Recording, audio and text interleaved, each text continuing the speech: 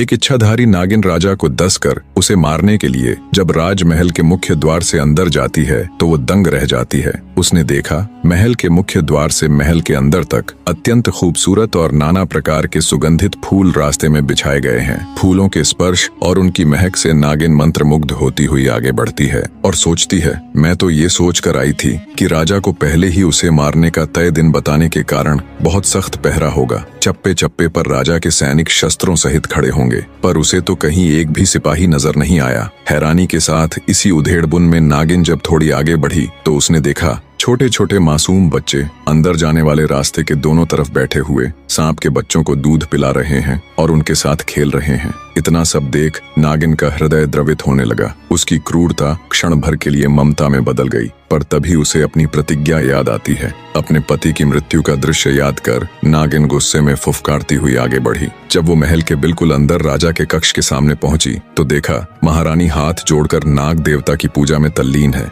महारानी को जब नागिन के आने का एहसास हुआ तो वो हाथ जोड़कर नागिन के सामने खड़ी हो जाती है और आंखों में अश्रु लिए नागिन से कहती है, आओ नागिन देवी, आपका स्वागत है। उम्मीद है आपको यहाँ तक आने में किसी प्रकार की तकलीफ नहीं हुई होगी। हे नागिन देवी, मैं भली भांति परिचित हूँ कि आप यहाँ किस उद्देश्य से आई हैं। मेरे पति से अनजाने में ही सही, पर हुआ तो बहुत बड़ा अपराध है, इसलिए मैं आपको उन्हें डसने से बिल्कुल भी नहीं रोकूंगी। पर मेरी आपसे एक गुजारिश है, आप मेरे पति को डस कर उनके प्राण हरे, उससे पहले आप मुझे भी डस लें। मैं एक पतिव्रता स्त्री हूँ, मैं ये कदापि नहीं देख सकती कि मेरे जीते जी मेरे पति को कुछ भी हो जाए। इतनी कहानी कह दैत्य दंभिकासुर राजा विक्रमादित्य से पूछते हैं, बताओ विक्रमादित्य, क्या वो नागिन राजा को डसकर अपने मरे हुए पति की खाई हुई कसम पूरी कर अपनी प्रतिज्ञा निभाएगी या नहीं? दोस्तों, कहानी में आगे बढ़ने से पहले और राजा विक्रमादित्य का जवाब सुनने से पहले ये सवाल आप सबके लिए भी है। दैत्य दंभिकासुर के प्रश्न का जवाब देते हुए राजा विक्रमादित्य बोले,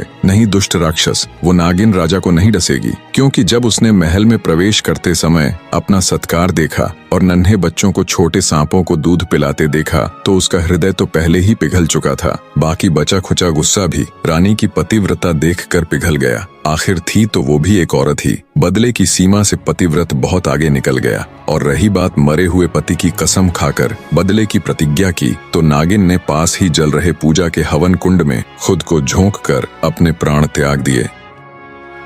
अब ना वो जिंदा रहेगी और ना उसे अपनी प्रतिज्ञा पूरी करनी पड़ेगी। विक्रमादित्य का जवाब सुन दैत्य दंभिकासुर निराश होते हुए बोला, तुमने ठीक कहा, तुम वाकई में बहुत बुद्धिमान हो राजा विक्रमादित्य, पर अभी भी मेरे 4 सवाल बाकी हैं। एक उम्मीद के साथ कि राजा विक्रमादित्य कहीं तो उसके सवालों में उलझेंगे, अपनी अगली गुत्थी कहना आरंभ करता है। सुनो राजा,